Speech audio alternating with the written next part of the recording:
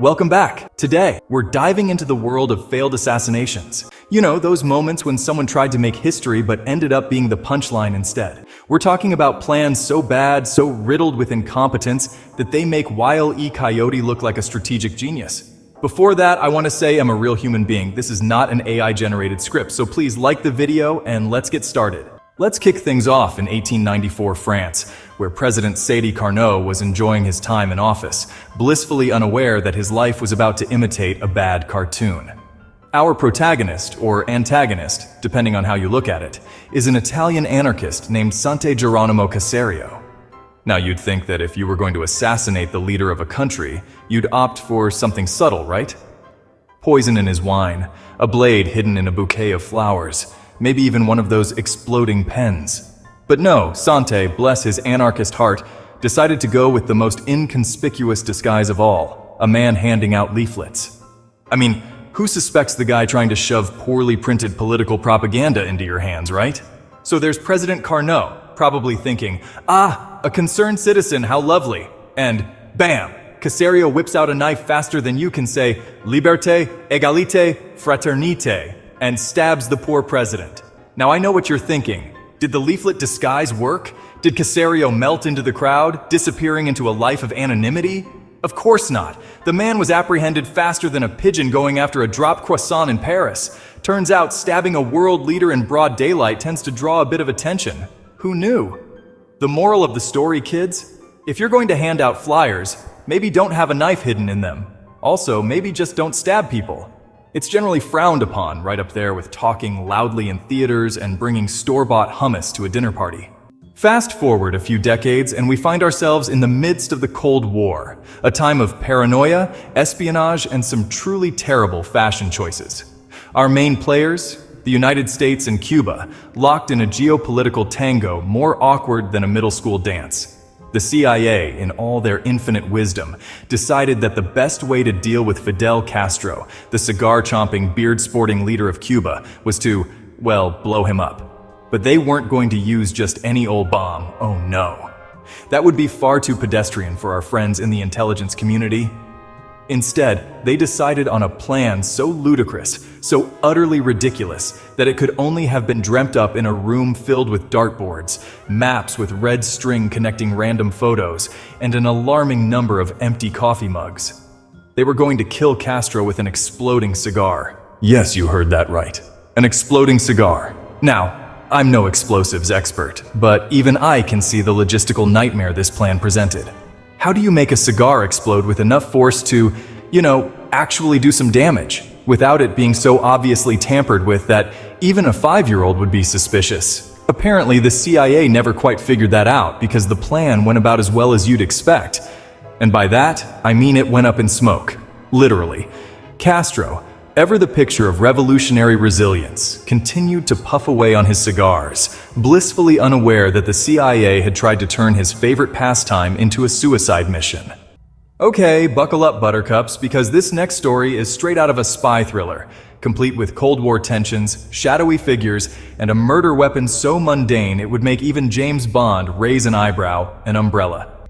The year is 1978. The setting, London, a city known for its gloomy weather, even gloomier food, and a surprising number of pigeons with questionable morals. It's here we meet Georgy Markov, a Bulgarian dissident who had the unfortunate luck of getting on the wrong side of, well, everyone.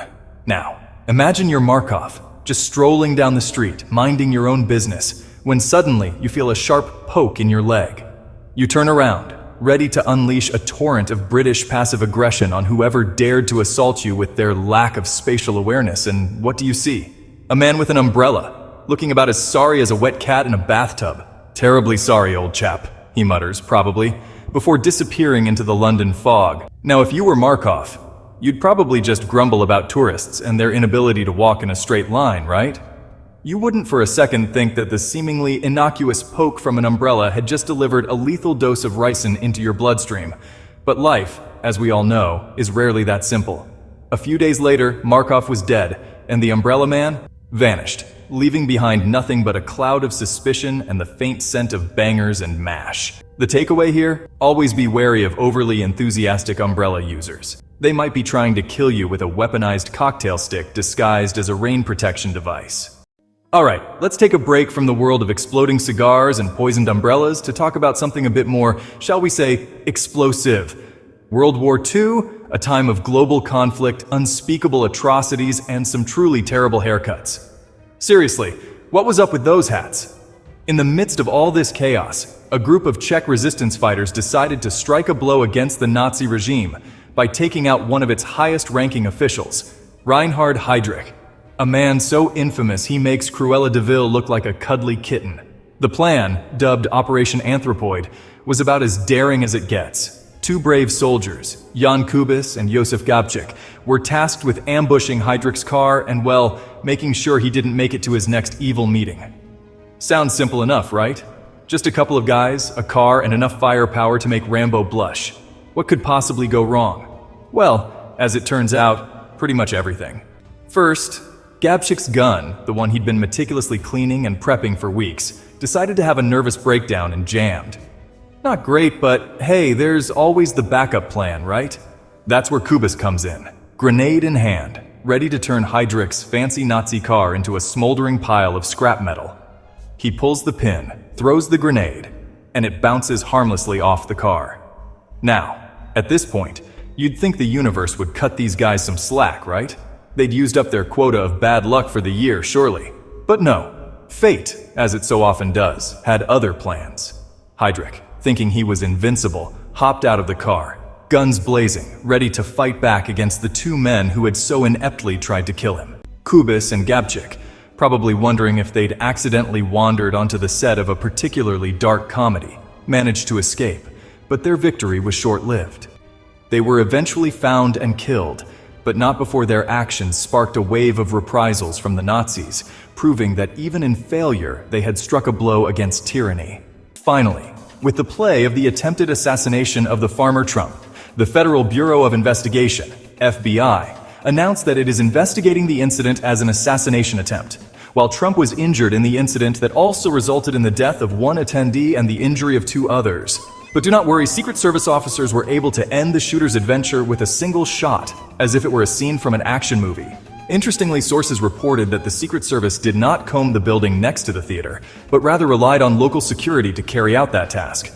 According to sources, the shooter, Thomas Matthew Crooks, 20, purchased 50 rounds of ammunition from a local gun store just hours before carrying out his attack, possibly trying to take advantage of weekend sales on his last day of life. Analysis confirmed that Crooks did not suffer from any mental health problems, and according to NBC, the shooter worked as a nursing home assistant and was very close to an elderly man named Joe Biden. So, what did we learn today? Well, even the best laid plans can go hilariously, disastrously wrong. These failed assassinations are a testament to the unpredictability of life. If you enjoyed this video, don't forget to hit that like button. Totally worthless, but they'll make you feel good. And subscribe for more historical fails, funny moments, and all-around interesting stories.